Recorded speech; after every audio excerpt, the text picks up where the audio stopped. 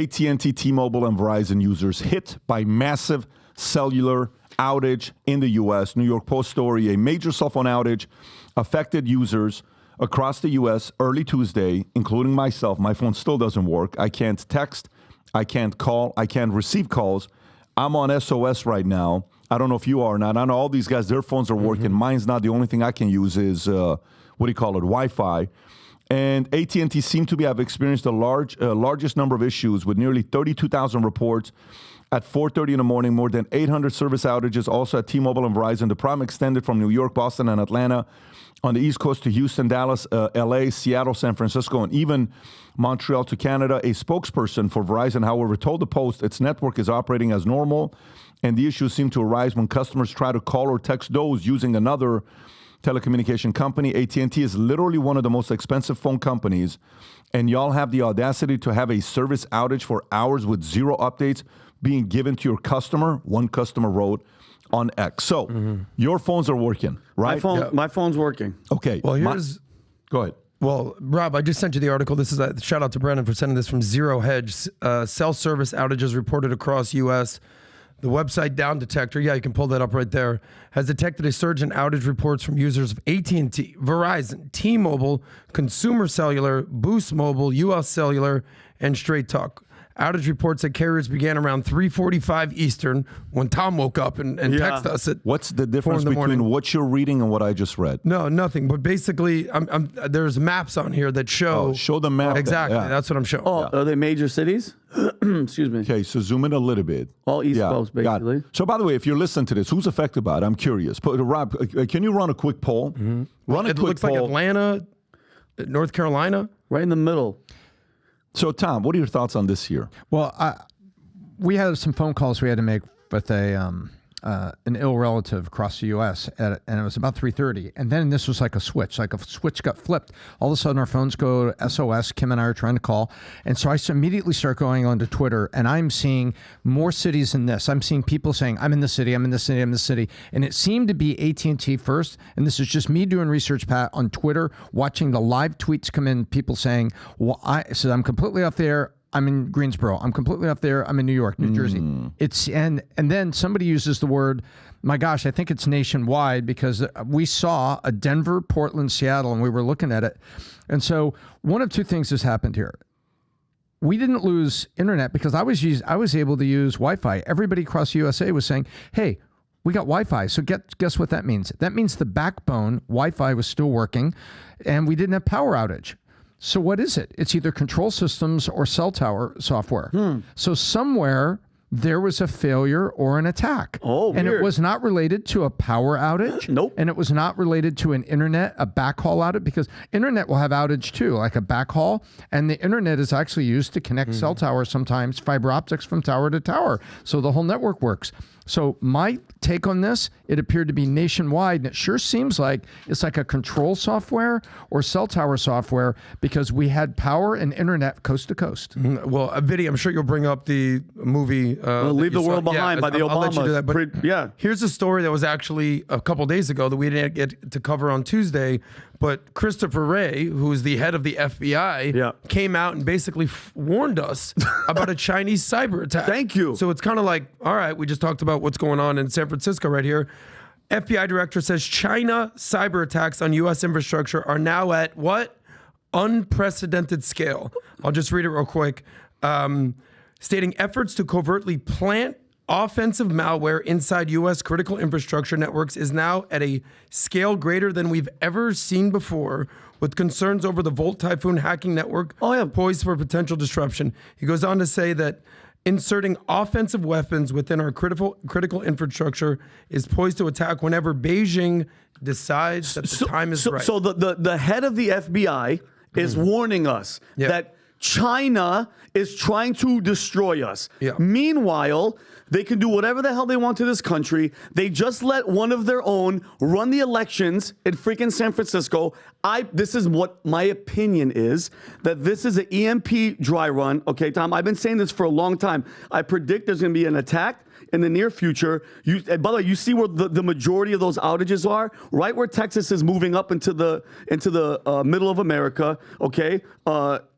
our infrastructure, me and Brandon have been talking about this, Patrick. I don't think you guys understand how vulnerable and weak that is. Look at what's happening right now just with the cell phone thing. And I've said this before. Have you ever stopped at a four-way intersection and the light's not working? It's just flashing.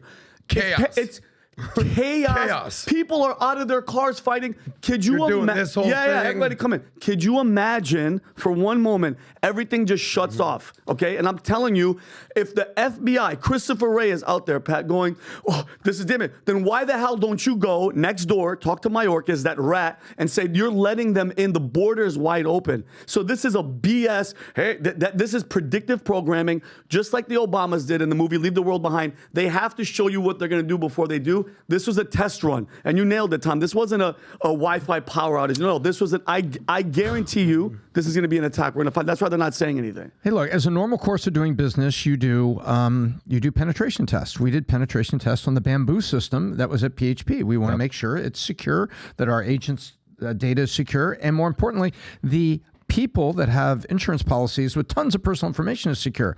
Sarah Brin does, you pay them to try to attack your software, to try to do it. And what they've said, and I also know 2 executives at SentinelOne and 1 at CrowdStrike. These are all cybersecurity. And they always say there will be a moderate attack when they try to do it, or they will do like, financial criminals will test new types of emails and things to see if they can get a few consumers. And then there will be like 25 million of those emails that flood a week later. So there's always a little test ahead of the big attack. And so if you believe that this was a little test ahead of a big attack, there's a bunch of executives at these cyber security companies that would agree with you and are basically trying to warn people. And I know they're trying to sell services because they're customers. This is one question. But they're right.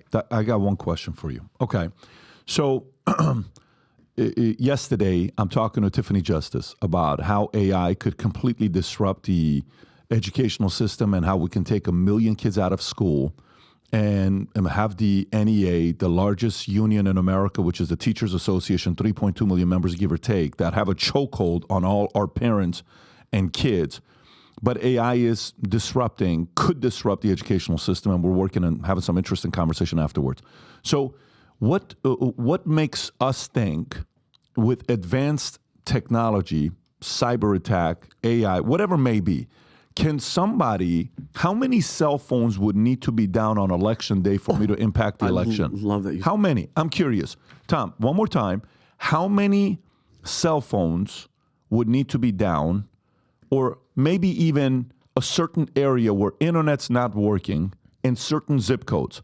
How many zip codes would I need to destroy the internet for 24 hours to affect the election? I think you only need 8 to 11% of total cell phones, and you need to hit the counties that are the swing counties. Give me a zip code. How many zip codes? I would probably bet there's probably 40. You know what I'm thinking? Of course. There's probably 40 zip codes, like in the swing areas of Pennsylvania, the swing areas of Ohio, the swing areas of Wisconsin, and certain parts. Florida is kind of swing.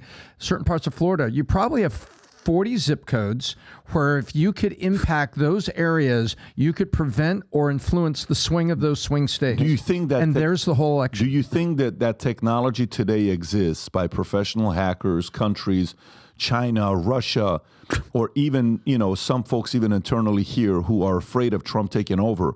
Do you think that technology exists for them to shut down certain zip codes for 24 hours? Yes, I do. And I think those countries would be secretly referring to it as a weapon system. Perfect. So if you do believe that exists, guess what, folks? You have the right to be paranoid. That's it. You have the right to sit there and say, what was this all about here? Wait a minute. This is kind of weird. What are you guys doing here right now with the phones?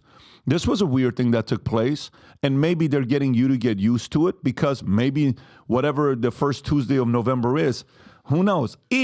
Now here's my other question for you. I actually want you to go there, okay? And I want you to process this with me. Visualize this. Adam, I want your thoughts on this as well, okay?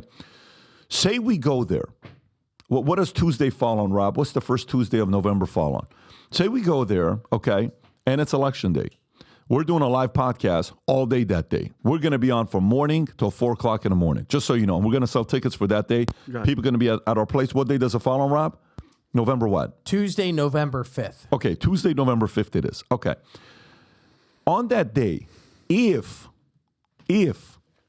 towers went down in certain zip codes, if internet goes out in certain zip codes, if middle of the night we get a report that Michelle Obama won, or Newsom won, or Biden won, if all of those events happen simultaneously, and then mainstream media gets out, MSNBC, CNN, CBS, ABC gets out and say, there's a lot of people that are speculating that because of cell phone towers being down and internet being down in certain zip codes, that is a total conspiracy, another conspiracy from the right-wing MAGA voters that are doing this. This was a one election. America, what they said is they do not want another 4 years with Donald Trump. They want a peaceful last 4 years, and watch what's happened with the economy. If that were to happen, January 6th, they were worried about people going to, and what do they call it? Insurrection or whatever they call it. Yeah. What do you think would actually happen if all of those events happen on November 5th and they announced that Biden, Michelle, or Newsom won? If remember, this is not about if Michelle Obama, Newsom, or Biden won, but there's nothing with cyber attack. There's nothing with phones. There's nothing with internet. I'm saying if those two events happened, coincidentally, simultaneously, what would happen to America? You're saying something very interesting, because statistically speaking, there are more mail-ins and ballot harvesting that happen for Democrat voters and Republican voters. More Republican voters are same-day voters or day of election voters, far more than versus Democrats. So you're talking about something that would disproportionately impact the older Republican voters who are voting in person. And I think that you would have a January 6th at several state houses as the voters would be righteously feel like we got ripped off in Wisconsin. Vinny, what would happen? Personally, I would take to the streets. Me personally, as your friend, I'm telling you guys right now, because it would be enough is enough. Like, at what point, because I keep saying it, would the people get involved? And I think January 6th was such a setup that they pushed everybody into it. So now to stoke fear in the people, because there's people doing 20 years that didn't even show up. That's letting everybody know, don't you dare, no matter what the hell happens, don't you dare go to the White House. Don't you dare go to Congress. Don't you dare go to Washington. They want everybody to stay away from Washington. What I would hope, what I think would happen, I think there'd be a lot of us, but I don't think there'd be enough, because the other side would play the whole, oh, you guys are, come on, we had a power outage, on this month. You guys are conspiracy theorists. But I would hope, my hope is that the majority of people would say, no, enough is enough. There's no writing on the wall. They're doing it in front of your face. And I'd hope that people would take to the streets. Because I would tell you, I would get up, Pat, I'm not even joking, and I'd be like, I'm going to go on the streets. We have to fight. That's when you have to fight, or else we're going to lose it all. Period. You got it. Okay. So, but I'm not trying to say what you're going to do. I want to know, what do you think will happen with America if that were to take place? Yeah. Well, there's this whole conversation of how close is America to a civil war? This whole this situation. I think if something like that happened, January 6th would look like kids in a playground. It looked like a JV think so game. too. I agree. It'd be very scary. We saw what happened during COVID. People, it's the first time it's ever happened in 100 years. Some sort of, world pandemic like that. People didn't know what to do, and then people started wising up and being like, "Hold on, what?" And it happened at different parts where people. So in order for me to keep my job, I have to get vaxxed. So I could walk in the gym. I have to have a mask on to walk in the gym. I can go in the gym. I could work out, sweat, breathe, and then I have to put the mask on to leave the gym. So something's not adding up here. I think people are would be completely bananas and take to the streets, and we'll see what happens with that. Question to you though: Would you support them? Because Adam, you yourself would be like, okay, this is but beyond fishy. We know exactly what they're doing. Who knows who helped them? China probably was involved with all these people coming in. Because think about it: the last time Trump was about to win again, Trump held China accountable for trade. I don't think this is about support. No, I think this is about. You're at a bar, okay? Yep. And a guy, first time, disrespects your wife in front of you. You tell him, hey, bro, don't do that. Yeah. It's my wife, okay? You walk away and you come back next week. He does it again, okay? And he disrespects your wife, even worse, okay? Now you go up to him, and let's just say you get in his face and you have to be separated. Okay. A week later, you go back and he bumps into your wife and slaps her butt. Oh, God. Okay?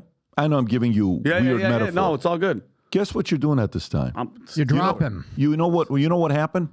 Total reasoning is gone. The ability to reason in that moment is gone. My concern is the following. Here's my concern. If the left and the establishment, I want to put those two in the same category, because it's not just the liberals. It's the establishment and the left who fears this guy coming in. Because remember, while they're taking $354 million from this guy, while they're taking $83.3 million from this guy, while every single day he doesn't pay the money back, it's $86,000 in interest on a daily basis, while they want to, this guy wants to go get a bill, which they're not going to give him 10%. It's going to be so expensive for him with inflation and all this stuff. Interest and all this stuff, because they can't stand the guy.